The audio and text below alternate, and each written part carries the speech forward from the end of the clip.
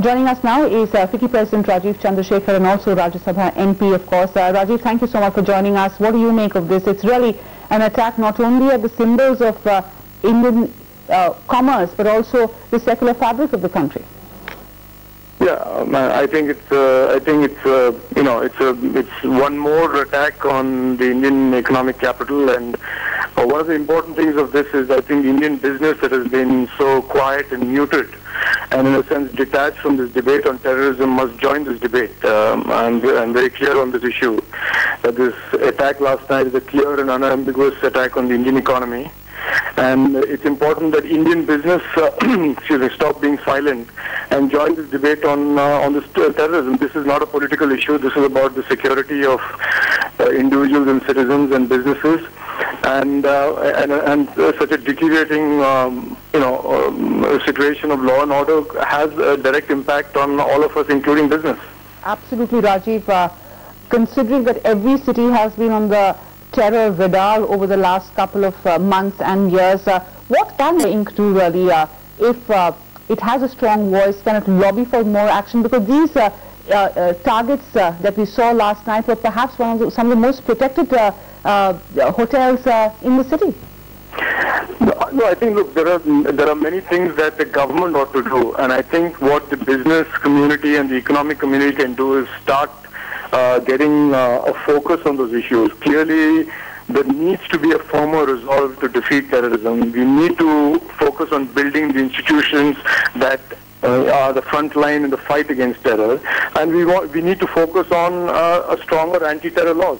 I think the solutions are all known to people. I think it's a question of, all of us, business, civil society, all of us working and making sure that the governments deliver on what they are obliged to deliver, which is a secure and safe country for all citizens. As the President of FICCI, Rajiv, what's your next step going to be? No, there's not much that we as FICCI can do, excepting we have resolved today that we will ensure that business is no longer a silent spectator to this war of terror against our country, and that we are urging businessmen to join this debate and say what is in their mind in terms of what the governments and political parties ought to do to give us a much more safer country. Absolutely, Rajiv. A lot has been said about whether this will hurt investment climates in India, etc. What is your own take, considering that terror has become such a big global issue? No, I don't think this is about investment as much. I think the fact is that, look, nobody likes bad news, and so therefore this is not going to help investments for sure. But the bigger issue is that we need to fundamentally win this war, and we need to send out a signal to the outside world and the inside world, to all our people as well as the outsiders, that at the end of the day, India will win this war against terror. And that, in my opinion, is not happening. And if we can send that out and we can show a resolve, all of the other problems will solve itself. The problem today is that we are not sending out a signal that we are determined to win and we are capable of winning this war against terrorism.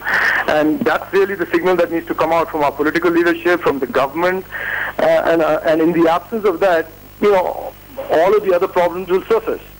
Absolutely, Rajiv. Thanks so much for joining us. That's the view coming in from Rajiv Chandrasekhar, essentially mirroring what corporate India has said, that a terror attack can't bog us down, and really the need of the hour is to stand up with confidence and say that we will not be cowed down by these kind of terror attacks.